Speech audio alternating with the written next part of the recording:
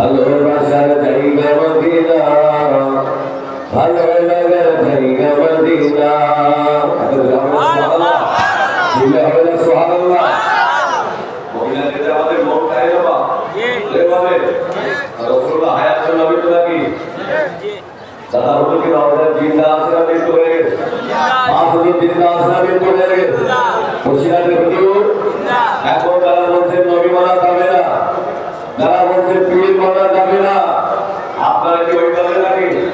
আমরা তকবীর নারায়ে তাকবীর, আমি বললে নারায়ে তাকবীর। আজকে কোন দরবারে এসেছি বাবা?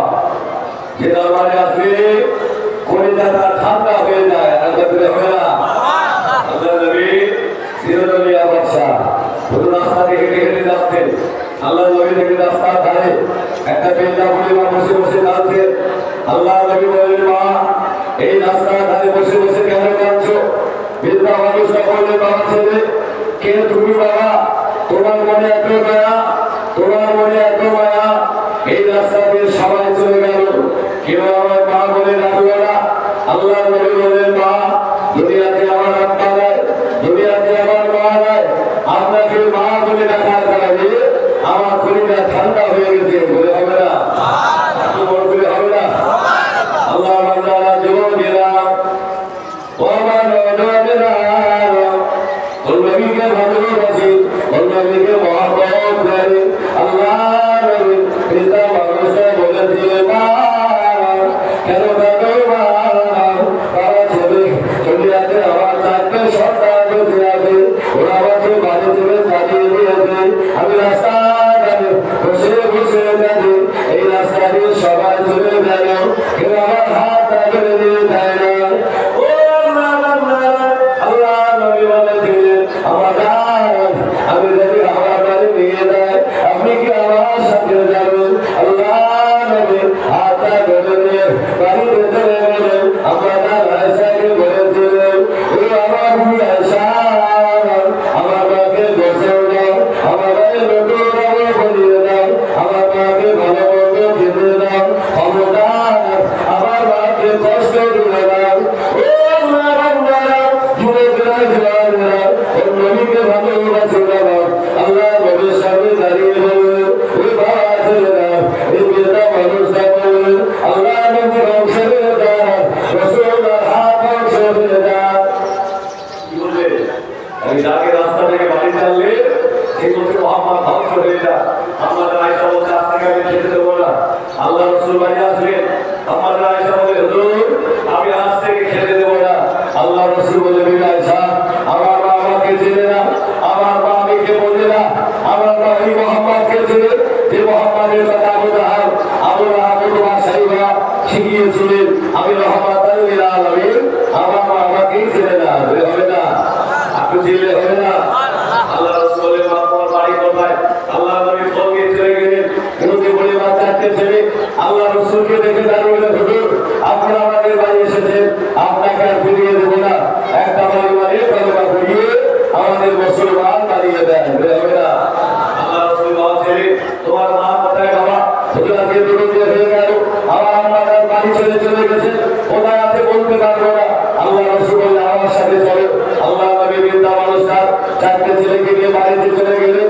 বৃদ্ধা মানুষটা চারটে ছেলে কাছে পেয়ে আল্লাহ নবী সামনে দাঁড়িয়ে বললেন, বাবা মোহাম্মদ ধ্বংস হয়ে যায়, মোহাম্মদের হাত ধ্বংস হয়ে যায়।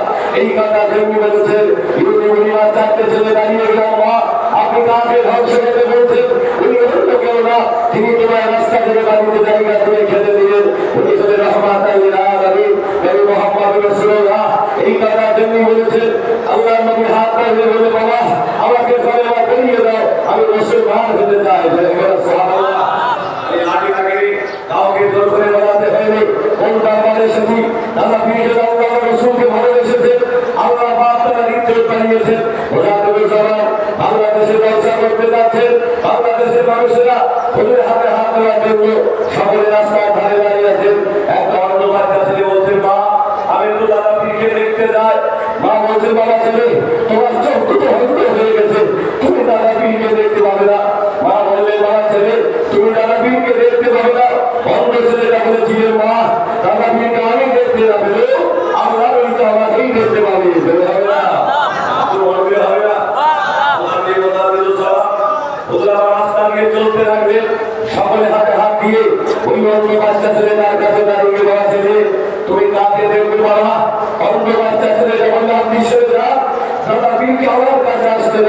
আল্লাহ নবী মুহাম্মদ সাল্লাল্লাহু হুজুর আমার তাকিয়ে দিলেন আল্লাহ এই ছেলেটাকে আমার চিনতে পারে না আল্লাহ নবী তাকিয়ে দিলেন চোখ দুটো অন্ধ হয়ে গেছে আল্লাহ নবী দোয়া করেন আল্লাহ আমি আবু বকর আমার জন্য দোয়া করি না আল্লাহ এই বাচ্চা ছেলেটা চোখ দুটো অন্ধ হয়ে গেছে আমি আবু বকর দোয়া চাই আল্লাহ তার চোখ দুটো ভালো করে দেন আল্লাহ নবী মুহাম্মদ সাল্লাল্লাহু হুজুর আমার দোয়া করে চোখ মোবারকটা দিয়ে তুই চোখের উপরে বুলিয়ে দিলে আল্লাহ চোখ দুটো ভালো করে দিয়ে দেবে হবে না হবে না আজকে কি করা যাবে না নবী মানা যাবে না হায়াওয়ান মানেরা আজকে কোন বাবা এসেছে ওরা কিন্তু বাবা দাদা পেরকে রহমাতুল্লাহ আলাইহি হুজুর আমার জীবনে কত কষ্ট করেছে আসামের খুলনা কোটারি থেকে বাংলাদেশের বরিশাল পর্যন্ত এই বৃষ্টির এলাকা পায়ে হেঁটে গরু গাড়ি করে ছেলে বেদাকে দূর করে গোলাপ ফুলের বাগান সাজিয়েছে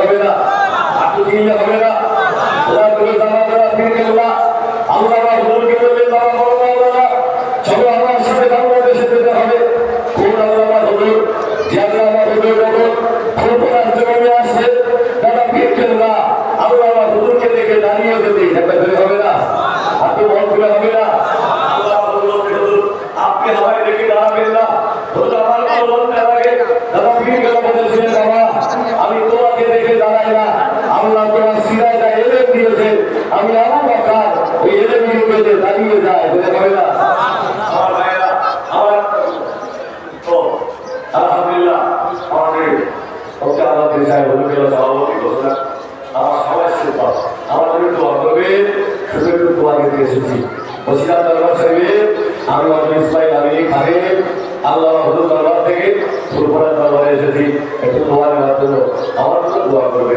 আল্লাহ যতটুকু বলাবে তার থেকে আরো কয়েকটা অভিযোগ দেয় আল্লাহ